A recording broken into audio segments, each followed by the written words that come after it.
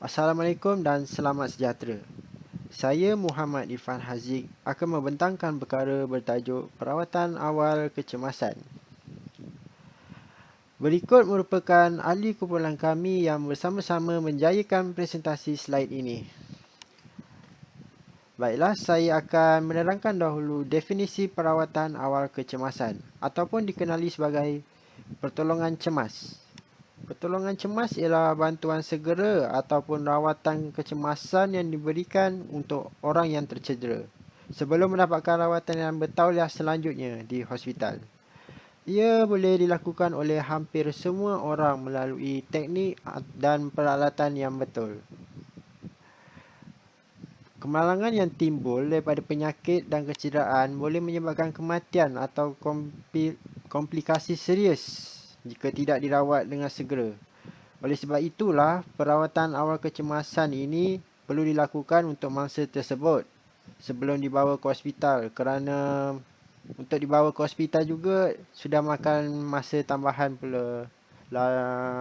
Tambahan pula dengan kesesakan jalan raya.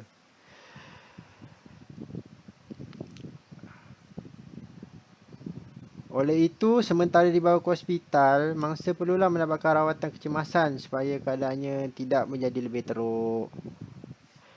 Di sinilah pentingnya penjaga mengetahui jenis-jenis pertolongan cemas yang boleh diberikan ketika berlaku kemalangan.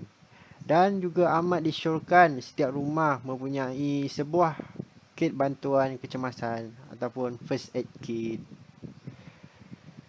Baiklah, kit bantuan kecemasan. Alat-alatnya ialah yang pertama penyempit kecil untuk mengeluarkan sengatan dan objek asing kecil lain yang terlekat pada kulit atau luka. Objek-objek yang kecil ni kita tak boleh guna tangan. Takut nanti objek yang kecil ni akan lagi termasuk dalam luka tersebut. Yang kedua ialah gunting. Untuk menggunting pendebatan luka dan pembalut biasa. Yang ketiga, pelindung muka pemulihan bertindak sebagai lapisan perlindungan semasa CPR, pemulihan kardiopulmonari. Ini pun dikira macam pakai topeng lah, topeng muka seperti sekarang ni yang tengah berlakunya COVID, kita selalu pakai topeng muka ketika keluar daripada rumah.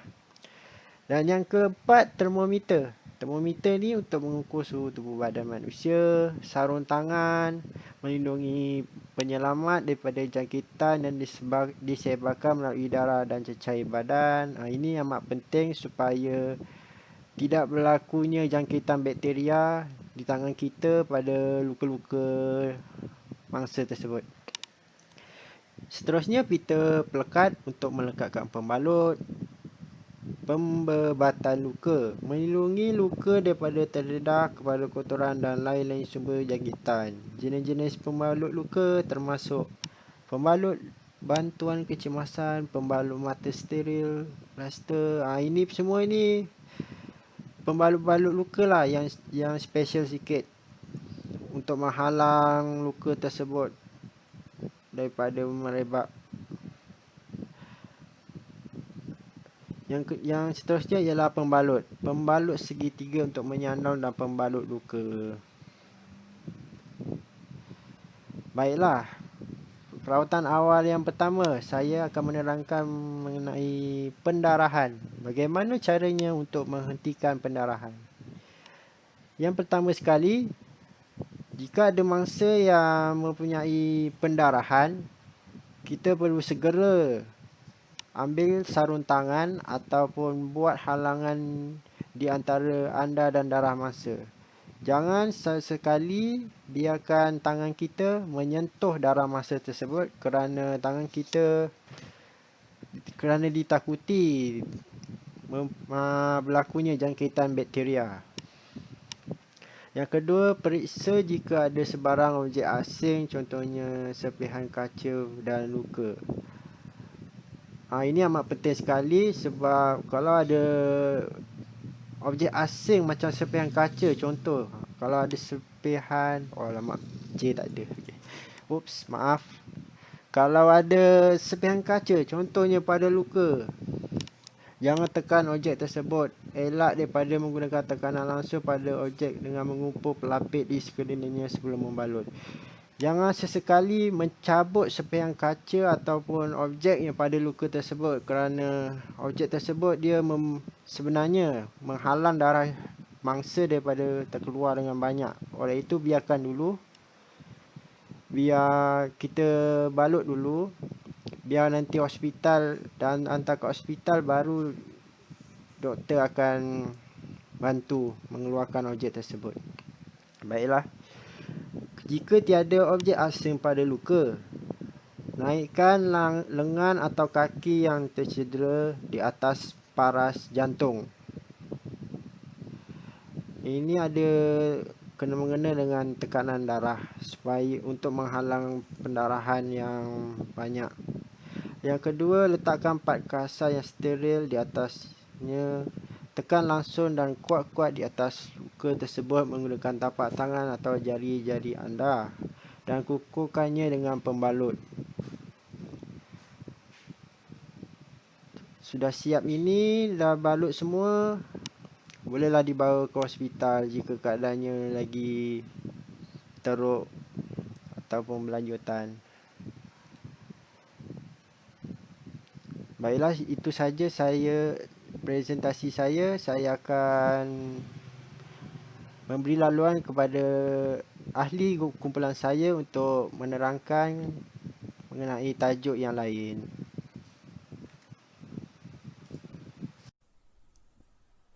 Assalamualaikum dan selamat sejahtera. Saya Muhammad Irfan Arif bin Huzarul Anwar, nombor matrik AD 190146, akan terangkan tentang luka kebakaran dan kelecuran.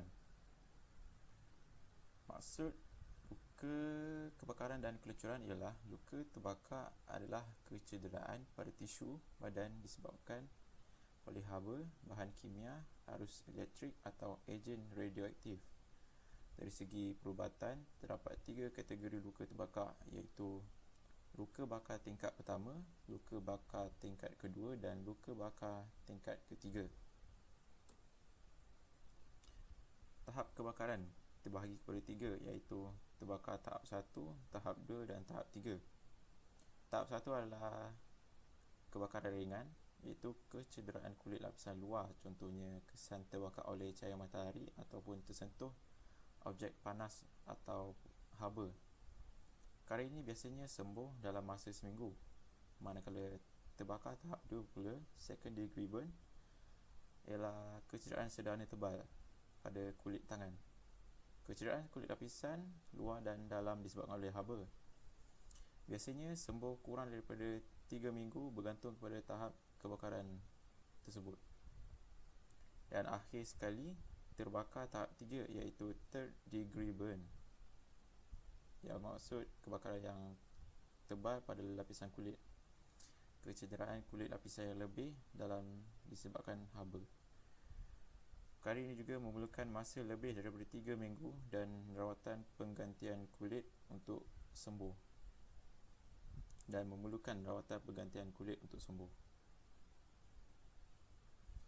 Cara-cara untuk rawatan luka kebakaran atau kelecuran ialah kita gunakan 4C, iaitu cool, constricting, cover dan consult.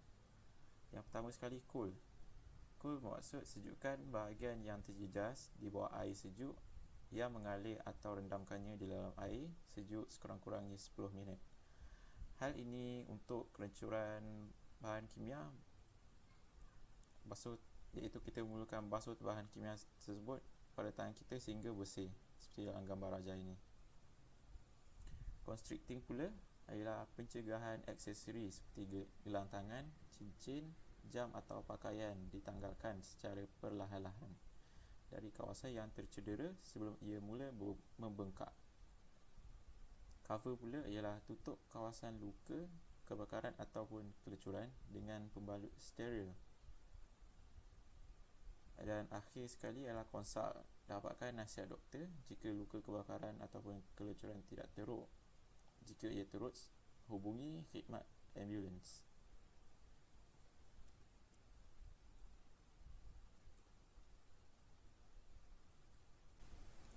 Okey, kita teruskan kepada tercekik pula.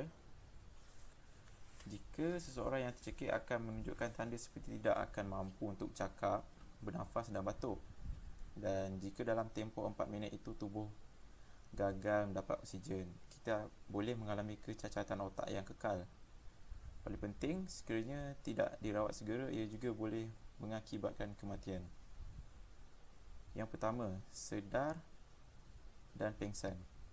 Sedar, lihat sama ada mangsa masih boleh memberi tindak balas atau tidak. Yang kedua, jika mangsa masih sedar, kita boleh tepuk atau pukul di bahagian belakang di antara kedua tulang belikat. Seterusnya, tepuk sebanyak 5 kali sehingga benda asing yang tersumbat itu keluar. Manakala bagi pengsan pula, sekiranya mangsa sudah kebiruan dan tidak sedar, kita perlu bersedia memberi bantuan pernafasan CPR terhadap mangsa.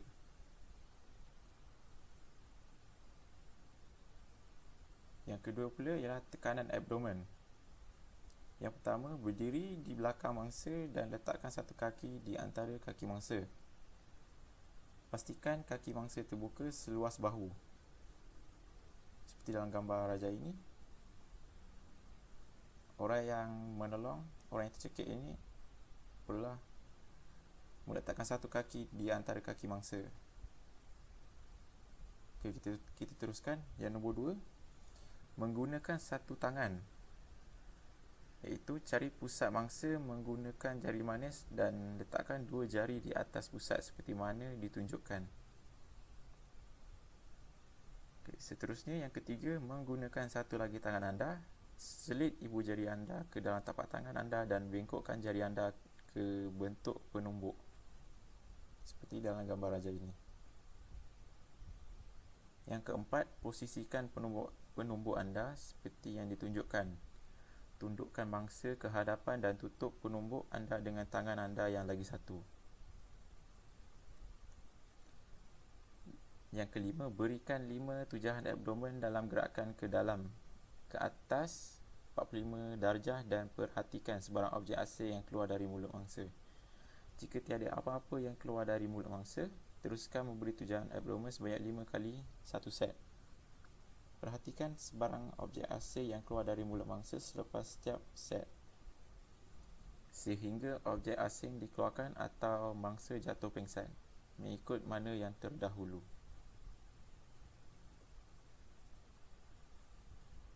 Okay, kita teruskan kepada terseliur. Terseliur ialah kecederaan pada sendi dan melibatkan ligamen. Paling kerap terjadi pada buku lali. Yang kedua ialah ketegangan adalah kecederaan kepada otot-otot dan tendon. Rawatan terseliur ketegangan menggunakan RICE, iaitu rest, ice, compress dan elevate. Pertama sekali, rest, rehatkan sendi yang terseliur. Seperti dalam gambar raja ini, orang ini sakit buku lali, jadi dia rehatkan kaki dia di atas bantal. Yang kedua, ice, letakkan ais atau pek sejuk pada bahagian yang terseliur. Yang ketiga, compress, iaitu mampatkan sendi yang terseliur menggunakan pembalut atau pelapik lembut. Seperti dalam gambar raja ini digunakan bandage. Yang keempat, elevate, tinggikan sendi yang terseliur. Itu saja daripada saya. Sekian, terima kasih. Assalamualaikum warahmatullahi wabarakatuh dan selamat sejahtera. Saya Siti Ashraya binti Muhammad Asnawi, edis 190105 akan meneruskan penerangan tentang rawatan awal kecemasan. Baiklah, untuk keratakan dan kepatahan tulang, antara tanda-tanda kepatahan adalah sakit dan nyeri, bentuk atau kedudukan bahagian patah luar biasa, tidak dapat menggerakkan anggota yang patah, bengkak atau lebam dan luka yang terbuka untuk kepatahan terbuka. Contohnya, apabila kulit di sekitar tempat yang patah itu terkoyak. Bagi rawatan kepatahan pula, pertama, tenangkan mangsa. Yang kedua, rawat luka yang berdarah jika ada. Jika kepatahan tersebut terbuka, hentikan pendarahan seperti yang ditunjukkan dalam rawatan awal kecemasan sebelum ini dan tutup tulang yang terdedah. Yang ketiga, rehatkan, sokong dan hentikan pergerakan bahagian yang tercedera dalam posisi yang paling selesa buat mangsa. Jika bahu mangsa terkehel, lengan atas, lengan bawah atau pergelangan tangan patah, gunakan sandang lengan terbuka seperti yang ditunjukkan dalam rajah. Jika mangsa mengalami kepatahan pada bahagian kaki, luruskan kaki yang tercedera dan dekatkan kaki yang tidak cedera. Jadi kaki tersebut bertindak sebagai penganduh kepada kaki yang tercedera. Seterusnya, gelongsorkan pembalut di bawah kedua-dua kaki seperti yang ditunjukkan dan masukkan pelapik di antara lutut dan buku lali. Terakhir, balut kaki bersama-sama seperti yang ditunjukkan dan simpulkan bahagian kaki yang tidak tercedera. Baiklah, kita akan teruskan dengan rawatan kecemasan sepintas selalu pemulihan kardiopulmonari atau lebih dikenali sebagai CPR. CPR ialah satu teknik penyelamat nyawa untuk menyelamatkan mangsa yang rebah akibat serangan jantung. CPR boleh mengembalikan fungsi jantung mangsa dan meningkatkan peluang untuk terus hidup jika dilakukan dengan segera dan mengikut caranya. Anda digalakkan untuk menghadiri sebarang program yang berkaitan dengan latihan rawatan kecemasan ini bagi mendapatkan pemahaman yang lebih baik tentang prosedur CPR. Bagi rawatan sepintas selalu pemulihan ini, anda dinasihatkan untuk mendapatkan nasihat daripada pakar jika rawatan kecemasan tersebut perlu dilengkapkan dengan penggunaan AED apabila ia tersedia. Apabila seseorang itu rebah akibat serangan jantung, perkara yang perlu dilakukan adalah yang pertama, tepuk bahu mangsa dan 3 kali suara untuk mendapatkan perhatiannya. Jika mangsa tidak memberi respon, mari ke langkah yang kedua. Suruh seseorang yang berdekatan untuk menghubungi talian kecemasan untuk mendapatkan ambulans dan seseorang yang lain untuk mendapatkan AED jika ada. Yang ketiga, jika mangsa tidak terbaring dengan rata, betulkan kedudukannya di samping menyokong dan mengalihkan kepala, leher dan badan beliau pada masa yang sama. Yang keempat, buka saluran pernafasan mangsa dengan melakukan manuver, mengangkat dagu dan dongakkan kepala seperti mana ditunjukkan. Ini akan mengeluarkan lidah dari belakang tekak. Yang kelima, kekalkan saluran pernafasan yang terbuka untuk mangsa dan letakkan telinga anda di atas mulut dan hidungnya. Untuk melihat sama ada mangsa bernafas atau tidak, anda perlu perhatikan jika dada naik dan turun, dengar bunyi udara keluar apabila mangsa menghembuskan nafas dan rasa aliran udara dari mulut dan hidung mangsa. Jika mangsa bernafas, pantau pernafasannya sepanjang masa dan tunggu untuk kaki tangan ambulans tiba. Jika mangsa tidak bernafas, terus ke langkah 6 dan mulakan tekanan dada. Yang keenam, gunakan tangan anda yang lebih dekat dengan kaki mangsa. Cari takut seperti yang ditunjukkan dengan menyurih tepi bawah tulang rusuk dengan jari hantu anda. Letakkan jari telunjuk anda di sebelah jari hantu dan letakkan tumit tangan sebelah anda di atas tulang dada sehingga jari telunjuk itu bertemu. Yang ketujuh, angkat 2 jari dan letakkan tangan ini di atas tangan yang sebelah lagi. Menyilangkan jari-jari anda untuk memantapkan kedudukannya. Pastikan jari-jari tidak berada di atas dada. Yang ke-8, luruskan kedua-dua belah siku dan letakkan bahu anda secara langsung di atas dada mangsa. Bungkuk sedikit ke hadapan dan gunakan berat badan anda untuk melakukan tekanan. Yang ke-9, lakukan 30 tekanan. Mampatan perlu dilakukan pada kadar sekurang-kurangnya 100 mampatan seminit dan setiap mampatan harus sedalam kira-kira 5 cm. Kadang-kadang, anda boleh mendengar bunyi retak. Jangan cemas, bunyi disebabkan oleh tulang rawan atau tulang rusuk retak. Walaupun ini berlaku, kerosakan adalah tidak serius. Risiko melambatkan CPR atau tidak melakukan CPR adalah jauh lebih besar daripada risiko tulang rusuk yang patah. Berikan 2 hembusan nafas mulut ke mulut. Kekalkan posisi angkat dagu dongak kepala untuk membuka saluran pernafasan. Picit hidung mangsa dengan ibu jari dan jari telunjuk anda bagi mencegah udara daripada keluar. Tutup mulut mangsa dengan bibir anda. Berikan 2 hembusan nafas pendek dengan pantas, satu demi satu. Perhatikan dada bergerak naik dengan setiap hembusan. Lepaskan hidung selepas setiap hembusan. Tempoh setiap hembusan adalah 1 saat dan isi padu hembusan hendaklah antara 400 ml hingga 600 ml. Ulang turutan 30 tekanan dan 2 hembusan nafas sehingga kaki tangan ambulans atau AED tiba atau mangsa menunjukkan tanda-tanda semakin pulih. Selepas itu, periksa semula pernafasan mangsa. Lakukan CPR atau gunakan AED bila tiba jika perlu. Anda boleh mengira tekanan dalam set 5, 1 dan 2 dan 3 dan 4 dan 5 dan 1 dan 2 dan 3 dan 4 dan 10 dan 1 dan 2 dan 3 dan 4 dan 15, 1 dan 2 dan 3 dan 4 dan 20, 1 dan 2 dan 3 dan 4 dan 25, 1 dan 2 dan 3 dan 4 dan 30. Yang seterusnya adalah defibrillator luaran automatik atau AED. Defibrilasi meningkatkan peluang mangsa untuk terus hidup sekiranya berlaku serangan jantung dan satu-satunya rawatan yang boleh menghidupkan dan mengembalikan semula rentak normal jantung yang telah berhenti berdegup. Defibrillator luaran automatik atau AED telah dipasang di pelbagai premis awam seperti kelab komuniti, pusat membeli belah dan kemudahan majlis sukan untuk meningkatkan kadar survival mangsa serangan jantung. AED tidak boleh digunakan jika mangsa memberi respon atau mempunyai denyutan nadi atau bernafas, bayi bawah 1 tahun atau sudah jelas telah meninggal dunia. Untuk kanak-kanak berumur di antara 1 hingga 8 tahun atau berat badannya kurang daripada 25 kg, pad defibrilasi kanak-kanak yang mempunyai output kuasa yang direndahkan hendaklah digunakan. Namun, jika pad sedemikian tiada, pad defibrilasi orang dewasa masih boleh digunakan. Cara menggunakan pad defibrilasi. Ikut arahan pada paket dan tanggalkan pad sewajarnya. Koyak bahagian belakang pad dan tampal pad. Pastikan ia ditampal dengan kemas tanpa sebarang lompang udara. Sekarang, anda boleh memasangkan AED.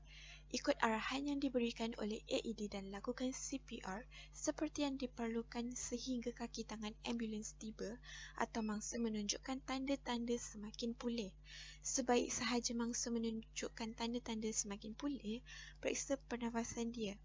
Jika mangsa tidak bernafas, teruskan dengan CPR dan gunakan AED. Jika mangsa bernafas, pantau pernafasannya sepanjang masa sehingga kaki tangan ambulans tiba. Baiklah, kita teruskan dengan stroke. Stroke berlaku apabila bekalan darah ke otak tersekat dan ia boleh membawa kecacatan jangka panjang terhadap mangsa. Oleh itu, adalah penting untuk mendapatkan bantuan perubatan secepat mungkin apabila seseorang itu rebah akibat stroke. Tanda-tanda bagi stroke. Untuk percakapan, mangsa tidak mampu bercakap dengan jelas atau orang lain tidak memahami apa yang dituturkan. Untuk lengan, mangsa tidak berupaya untuk mengangkat kedua-dua belah lengan. Bagi muka pula, mangsa tidak berupaya untuk senyum dan mata atau mulut mungkin sengit sebelah. Perkara yang perlu dilakukan apabila mendapati seseorang itu terkena serangan stroke. Hubungi talian kecemasan dengan segera untuk mendapatkan khidmat ambulans. Baiklah, itu sahaja penerangan tentang rawatan awal kecemasan daripada kami. Sekian, terima kasih.